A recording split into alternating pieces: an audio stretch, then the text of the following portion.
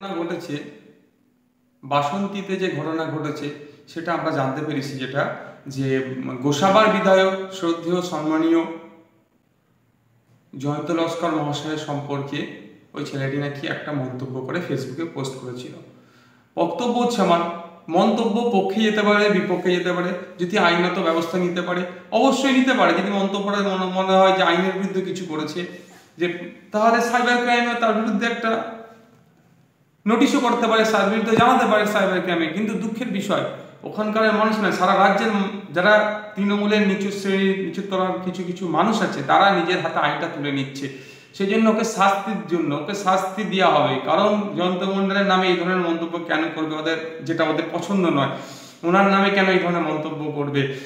তা ওনার সেই জন্য যে ছেলেটা মন্তব্য করেছে তার নানাকে, তার বাবাকে তুলে নিয়ে আসা হয়, তুলে নিয়ে এসে দীর্ঘক্ষণ আটক করে রাখা হয়েছিল। তারপরে ছেলেটিকে হাজির করানোর পরে ছেলেটিকে রাস্তায় জনসমক্ষে পাবলিক প্লেসে মারধর করে, এবং এটা তার কাছ থেকে অঙ্গীকারবদ্ধ করায় তাকে দিয়ে, যে আগামীতে সে আইএসএফ করতে পারবে না বা কোনো দলে করতে পারবে না। তাদের মূল টার্গেট একটাই হচ্ছে, এরকম মারধর করে, মেরে ধরে, জরিমানা করে, বাড়ি পড়িয়ে, বাড়ি ছাড়া করে, ভয় দেখিয়ে যেমন প্রকারে তাদেরকে বিরোধী শূন্য করতে হবে।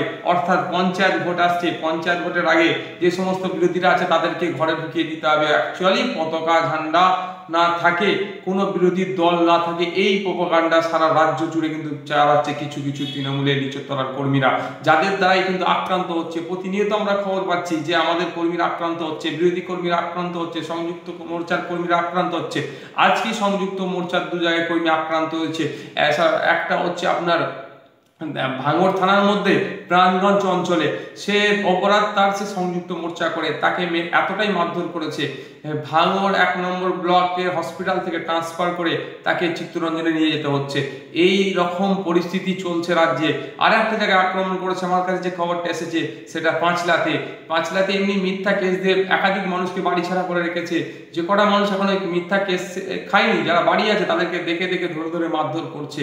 এই বর্তমানে এই সিচুয়েশন চলছে বর্তমান রাজ্যে। তা একটাই, যে তাদের টার্গেট হচ্ছে পঞ্চায়েত ভোটের আগে বিরোধী শূন্য করতে হবে। আর পঞ্চায়েত ভোটের আগে বিরোধী শূন্য না করতে পারলে, এই যে প্রত্যেকটা পঞ্চায়েতে 5 কোটি, 6 কোটি, 7 কোটি, 8 কোটি টাকা পর্যন্ত, 10 কোটি টাকা পর্যন্ত উন্নয়নের জন্য বিভিন্ন ফান্ড থেকে আসে, সেইগুলো তো এরা আত্মসাৎ করতে পারবে না। সেই লক্ষ্যে এরা মরিয়া হয়ে উঠেছে এবং জনসাধারণ উপরে এইরকম ভাবে আক্রমণ নামিয়ে আনছে। আমি একটা কথা বলবো, আজকেও ক্যামেরার মাধ্যমে, মিডিয়ার মাধ্যমে রাজ্যের যিনি সিএম, আপনার কাছে অনুরোধ করবো, আপনি এগুলোকে কঠোর হস্তে দমন করুন। কারণ আপনি না চাইলেও আপনার নিচতলার কর্মীরা এই ধরনের অরাজকতা চালাচ্ছে, যার দ্বারাই বাংলার গণতন্ত্রের জন্য একটা খারাপ দিন, প্রত্যেকটা খারাপ দিন হচ্ছে, এবং গণতন্ত্রের উপরে কালি ছিটাচ্ছে আপনার নিচতলার কর্মীরা।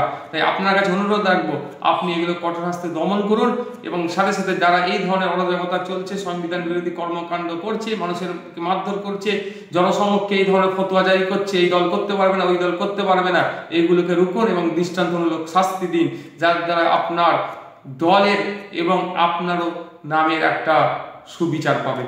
ধন্যবাদ।